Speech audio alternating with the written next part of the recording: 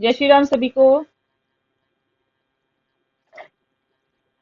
आज हम आपके लिए जो है एक मोस्ट इम्पोर्टेंट थ्योरी लेके आए हैं, trial and theory, error theory by Edward Thorndike की, जिसके क्वेश्चंस बहुत आते हैं। ठीक है, तो ये थ्योरी जो है हम बहुत अच्छे से और डीप में स्टडी करेंगे।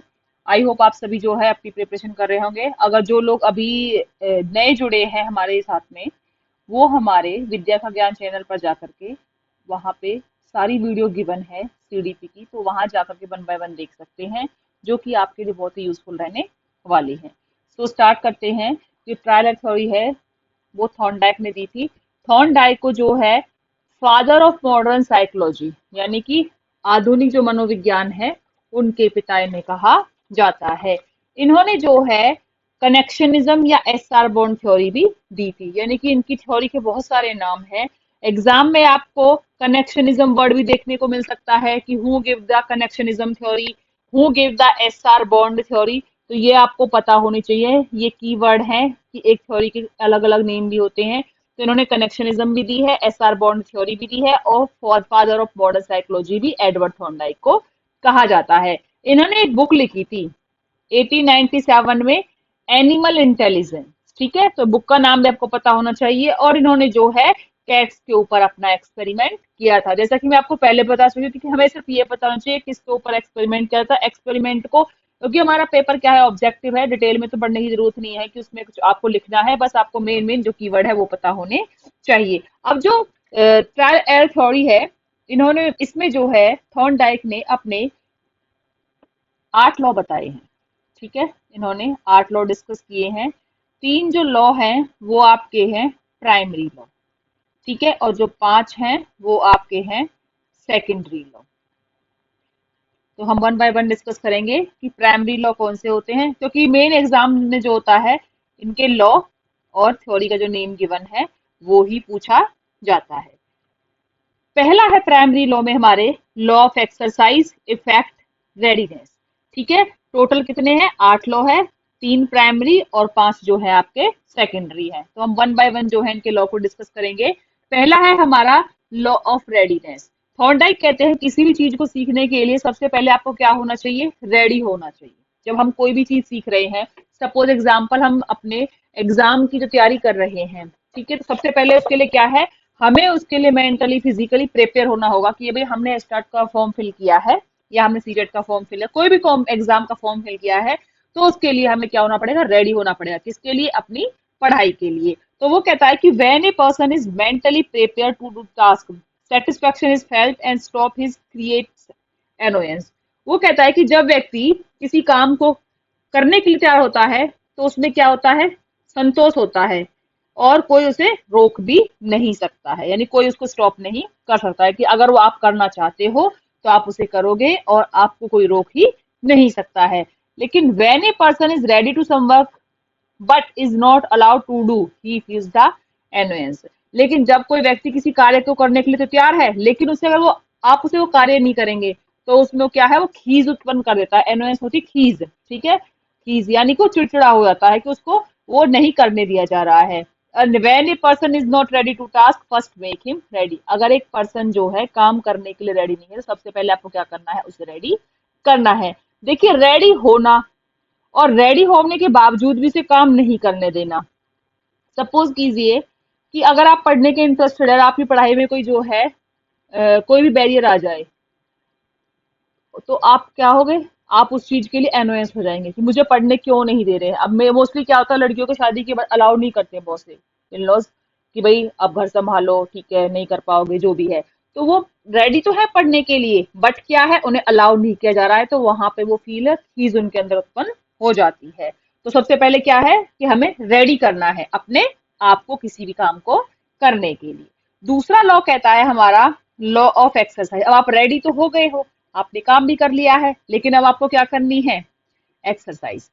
By practice the relationship between the stimulus and response become strong. जब आप प्रैक्टिस करते हो, आप अभ्यास करते हो, ठीक है, तो जो स्टिमुलस और रेस्पॉन्स के बीच में जो संबंध होता है वो स्ट्रॉन्ग बन जाता है। And by stop practice it become weak. और जब आप प्रैक्टिस करना बंद होता है, तो कर देते हो, तो वो वीक बन जाता है। सपोज कीजिए आपने एक चैप्टर पढ़ा एग्जाम से कुछ टाइम पहले, लेकिन आपने उसको बीच में दोहराया नहीं, फिर आप उसे एग्जाम के टाइम पे पढ़ रहे हो, तो आपको क्या है कि जो आपके अंदर जो आपने सीखा था वो आप 90% भूल चुके हो। अब आपको उससे जो है आपकी जो स्टॉप प्रैक्टिस हो गई, तो आपका जो स्टिमुलस और रेस्पॉन्स के बीच में जो एक बॉन्ड था वो क्या है, वीक हो गया है। क्योंकि प्रैक्टिस क्या करती है, practice makes a man perfect. Practice हमेशा क्या बनाती है, हमें परफेक्ट बनाती है। कि अगर हम बार बार एक ही चीज को 4 से 5 बार रिवीजन करेंगे तो वो हमें इजीली हमारे माइंड में जो छाप छोड़ जाती है। तो वो कहते हैं कि एक्सरसाइज भी करनी जरूरी है। अब यहाँ पर इन्होंने जो है एक्सरसाइज के 2 लॉ बताए हैं, law of use and law of disuse. Use करने और डिसयूज करने पे क्या होता है। लॉ ऑफ यूज कहता है when we repeat a lesson or subject again and again, जब हम एक ही चैप्टर को या किसी भी एक विषय को बार बार दोहराते हैं, we remember it, तो हमें क्या रहता है, ये याद रहता है। And this is called the law of use. क्योंकि क्या होता है, जब हम एक ही चैप्टर को बार बार दोहराते हैं तो हमें इतना भी याद होता है कि वो पॉइंट जो है बुक्स के जो है राइट पे है या लेफ्ट पे है, अप है या डाउन है, तो इतना भी हमें जो है वो क्या याद रहता है। लेकिन डिसयूज में कहते हैं कि जब हम किसी भी टॉपिक को या लेसन को जो है स्टॉप कर देते हैं रिवाइज करना, तो हम क्या करते हैं, उसको भूल जाते हैं। This is called the law of disuse. तो आपको ये बताना चाहिए कि लॉ ऑफ एक्सरसाइज के भी 2 लॉ है, यूज यानी प्रैक्टिस करो परफेक्ट बनो, और डिसयूज यानी अगर आपने प्रैक्टिस नहीं करी तो आप सारा कुछ भूल जाओगे। अब जो इन्होंने लॉ दिया था एक्सरसाइज का, इसको जो है क्रिटिसाइज किया गया था। किसने किया था क्रिटिसाइज, गेस्टाल्ट जो थे हमारे, वो हम आगे पढ़ेंगे, ठीक है। गेस्टाल्ट जो थे उन्होंने इनको क्रिटिसाइज किया था। वो कहते हैं कि in some situations learning happen through insight and understanding. वो कहते हैं जो गेस्टाल्ट थे, गेस्टाल्ट तो इंसाइट को मानते हैं, अंतर्दृष्टि को मानते हैं, समझ को मानते हैं। वो कहते हैं कि हर सिचुएशन में जो है आपकी एक्सरसाइज नहीं चलती है, किसी सिचुएशंस में आपको क्या है, अंतर्दृष्टि और समझ के साथ भी जो है सीखना पड़ता है। Thorndike himself accepted this criticism in 1929 at the International Congress of the Psychology. He said I was wrong. अब थॉर्नडाइक ने भी खुद अपने आप इस चीज को फील किया था कि हाँ भाई, हर सिचुएशंस में जो है हमारी जो है लॉ ऑफ एक्सरसाइज नहीं चलती, कुछ चीजों में हमें समझ के काम करना पड़ता है। तो एक इंटरनेशनल कॉन्फ्रेंस हुई थी, ठीक है, उसके ऊपर जो है इन्होंने इसको कहा था कि मैं इस लॉ के साथ जो है गलत था, यानी उन्होंने एक्सेप्ट कर लिया था कि I was wrong with law of exercise. अब थर्ड जो हमारा लॉ है वो है law of effect. Law of effect क्या कहता है, according to this law learning depend on the effect और रिजल्ट ऑफ एन एक्टिविटी। इस लॉ के अकॉर्डिंग जो है ना, जो हमारी अधिगम है वो डिपेंड करता है कि आपका क्या रिजल्ट आया और ये क्या आपकी एक्टिविटी जो है निकल करके आई है। The effect of an action may produce either satisfaction, pleasant feeling and annoyance. अब जो भी आपका रिजल्ट निकल करके आया है आपके कार्य का, या तो वो आपको संतोष देगा, प्लेजर देगा, खुशी देगा, या आपको डिस्कम्फर्ट फील कराएगा। It was also called the law of pleasure and pain, satisfaction and annoyance. ये एग्जाम्स में पूछा जाता है, which law is called the law of pleasure and pain, की खुशी का भी दुख का भी, सेटिस्फैक्शन और एनोयंस संतुष्टि का और खीज का भी। किसको कहा जाता है, तो ये कहा जाता है लॉ ऑफ इफेक्ट को। क्योंकि देखिए, जब आप किसी चीज का आपके ऊपर पॉजिटिव इफेक्ट पड़ता है तो आप सेटिस्फाई होते हो, लेकिन अगर उसका नेगेटिव होता है तो वो आपको कहीं ना कहीं जो है डिससेटिस्फैक्शन और डिस्कम्फर्ट जो है आपको देता है। तो ये 3 लॉ जो थे जो हमने डिस्कस किए हैं। अब हमारे जो सेकंड पार्ट आता है वो है आपके सबऑर्डिनेट या सेकेंडरी लॉ। अब देखिए, सबऑर्डिनेट और सेकेंडरी लॉ क्या है। ये कहता है, पहला है हमारा मल्टीपल रेस्पॉन्स। मल्टीपल रेस्पॉन्स जैसा कि नाम से समझ में आ रहा है आपको कि विभिन्न प्रकार के रेस्पॉन्स देना। In learning situation an organism give many response. उन्होंने कहा है कि क्या करता है, कभी कभी क्या करता है, प्राणी किसी भी चीज को सीखने के लिए बहुत सारे रेस्पॉन्स देता है। And the organism learn the response that bring success, और उन रेस्पॉन्स को वो सीख लेता है जिससे उसको सक्सेस मिलती है। यानी हम बहुत सारे रेस्पॉन्स दे रहे हैं किसी चीज को सीखने के लिए, और लगता है जिस रेस्पॉन्स से उसको सक्सेस मिलती है वो उन्हें सीख लेता है। तो मल्टीपल रेस्पॉन्स का मतलब क्या है कि सिचुएशंस में जो है कॉग्निज अलग अलग रेस्पॉन्स दे रहा है, और जिस रेस्पॉन्स से उसको जो है सक्सेस मिल रही है उन्हें वो जल्दी सीख लेता है। सेकंड है हमारा सेट और एटीट्यूड। सेट और एटीट्यूड क्या होता है हमारा, सेट और एटीट्यूड डिफाइन करते हैं कि विच रेस्पॉन्स और ऑर्गेनिज्म विल मेक, कि किस अनुक्रिया को करने से, which response give less satisfaction and which response give the more satisfaction, कि वो कह रहे हैं कि कौन सा सेटिस्फेक्शन जो है आपको ज्यादा सेटिस्फेक्शन देगा, कौन सा रेस्पॉन्स, और कौन सा रेस्पॉन्स जो है आपको कम सेटिस्फेक्शन देगा। तो ये डिपेंड करेगा आपके रेस्पॉन्स पे कि जो सेटिस्फेक्शन ज्यादा देगा वो आपके लिए ज्यादा अच्छा है, और जो नहीं देगा वो आप उसे छोड़ दोगे। तो सेट और एटीट्यूड क्या है कि जो सेटिस्फेक्शन ज्यादा दे रहा है आप उसकी तरफ जो है अपनी एटीट्यूड अच्छा रखते हो, जो नहीं देता है उसके प्रति अच्छा नहीं रखते हो, उसे भूलना पसंद करते हो। नंबर थर्ड है हमारा प्रोपिटेंसी ऑफ एलिमेंट, यानी कि जो ज्यादा जरूरी है, तत्व प्रबलता जिसको बोलते हैं, वो सीख लेता है।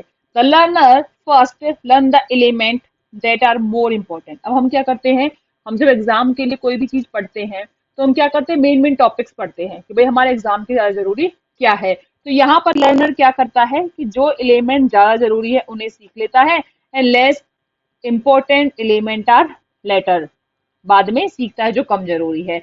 It is related to insight और लर्निंग। उन्होंने कहा कि ये किससे रिलेटेड है, इंसाइट और लर्निंग से, क्योंकि यहाँ पे क्या है, जो लर्नर है वो आइडेंटिफाई कर पा रहा है क्या जरूरी है और क्या जरूरी आपके लिए नहीं है। नंबर फोर्थ आपका कह रहा है रेस्पॉन्स बाय सिमिलैरिटी और एनालॉजी, यानी कि एक नई सिचुएशन में एक पर्सन वैसा ही रेस्पॉन्स दे रहा है जैसा उसने प्रीवियसली सेम सिचुएशन में दिया था। यानी यहाँ पे क्या कर रहा है कि वो अपनी ओल्ड एक्सपीरियंस के बेस पे ही नई सिचुएशन में रेस्पॉन्स दे रहा है। सिमिलैरिटी का मतलब क्या है कि जैसा उसने पहला ऐसी तरह की सिचुएशन में पहले रेस्पॉन्स दिया था, एक पर्सन जो है सेम वैसा ही रेस्पॉन्स दे रहा है एक नई सिचुएशन में। एंड दैट इज फिफ्थ हमारा एसोसिएटिव थिंकिंग, जो बहुत बार पूछा जाता है। एसोसिएटिव थिंकिंग क्या होती है, या response that already exist in a person, एक ऐसा रेस्पॉन्स जो एक व्यक्ति के अंदर पहले से ही मौजूद रहता है। Can also arise from new stimuli, वो क्या होता है किसी एक नए स्टिमुलस से उत्पन्न हो सकती है।